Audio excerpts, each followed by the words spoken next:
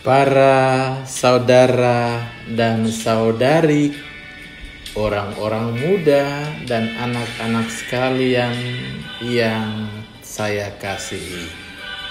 Halo, hai, berjumpa kembali dalam percikan iman kebijaksanaan spesial malam Sabtu SMS. Menjelang pekan suci, harapan saya semuanya selalu dalam keadaan sehat. Amin. Amin. Yang sakit kita doakan bersama supaya lekas sembuh. Amin. Saya yakin banyak dari kita pernah melakukan perjalanan menggunakan pesawat. Kita akan tahu seperti apa aktivitas orang di bandara, terutama ketika di ruang tunggu. Ya, namanya ruang tunggu ya pasti duduk dan menunggu kapan giliran boarding atau naik pesawat. Kemarin saya juga melakukan aktivitas ini untuk sebuah perjalanan. Malam ini saya ingin berbagi cerita tentang aktivitas di sebuah ruang tunggu bandara. Pada suatu malam, seorang wanita sedang menunggu di bandara, di ruang tunggu. Masih ada beberapa jam sebelum jadwal terbangnya tiba, jadwal boardingnya tiba. Untuk membuang kejenuhan, ia membeli buku dan sekantong kue di sebuah gerai toko di bandara itu, lalu mencari tempat untuk mulai duduk. Sambil duduk, wanita tersebut memakan kue sambil membaca buku yang baru dibelinya. Dalam keasikannya dia membaca dan makan kue itu, dia melihat lelaki di sebelahnya itu dengan begitu berani. Lelaki yang dulu di samping di sebelahnya itu dengan berani mengambil satu kue yang berada di antara mereka berdua yang sedang dia makan itu. Proses itu terus terjadi. Wanita tersebut mencoba mengabaikan agar tidak terjadi keributan. Dia membaca, mengunyah kue, dan melihat jam. Sementara si lelaki yang disebutnya pencuri kue ini terus makan dan menghabiskan persediaan kue yang ada di antara mereka berdua itu. Wanita ini makin kesal. Sementara menit-menit itu berlalu dan dia sempat berpikir, kalau saya bukan orang baik, tentu sudah saya tonjok laki-laki ini.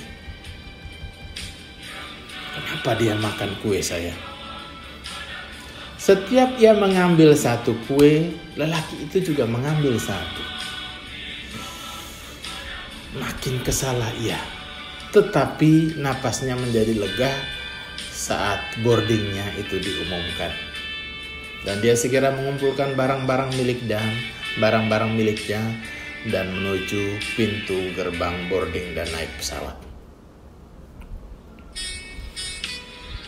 Wanita ini naik pesawat dan duduk di kursinya, lalu ia mencari buku yang hampir selesai dibacanya. Saat ia merogoh ke dalam tasnya, ia menahan napas karena kaget.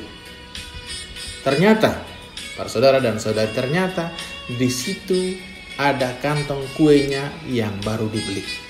Dia berpikir, kok masih ada di sini? Lalu kue yang kami makan tadi, yang saya makan tadi milik siapa? Apakah milik lelaki itu?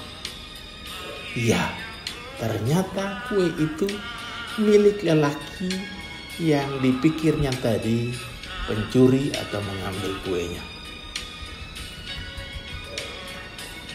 Terlambat sudah untuk meminta maaf. Ia tersadar dan sedih bahwa sesungguhnya akulah atau dialah yang salah dan tidak tahu berterima kasih. Akulah sesungguhnya sang pencuri kue itu dalam tanda petik, bukan lelaki itu. Para saudara dan saudariku yang terkasih, dalam hidup kita, kisah pencuri kue seperti ini dalam tanda petik seringkali terjadi. Seringkali kita berprasangka dan melihat orang lain dengan kacamata kita sendiri. Dan tidak jarang kita berprasangka buruk terhadap orang lain, orang yang ada di sekitar kita, orang yang mengasihi kita. Orang lainlah yang selalu salah. Orang lainlah yang patut disingkirkan. Orang lainlah yang tidak tahu diri. Orang lain itu berdosa.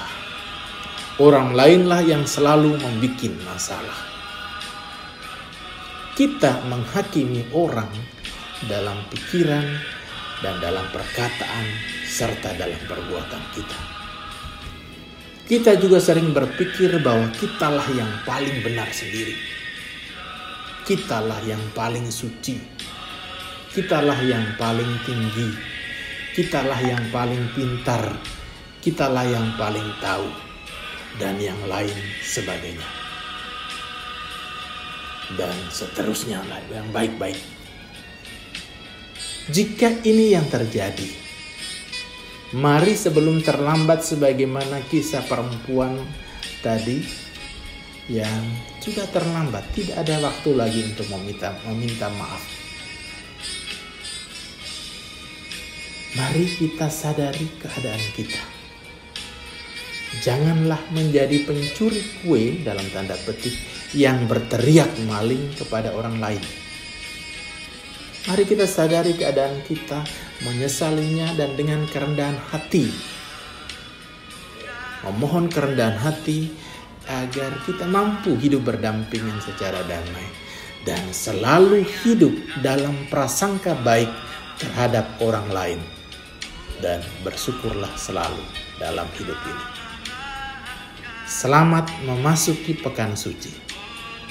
Salam damai penuh cinta. Tetap semangat. Salam sehat. Jangan lupa bahagia. Tuhan Yesus memberkati. Amin.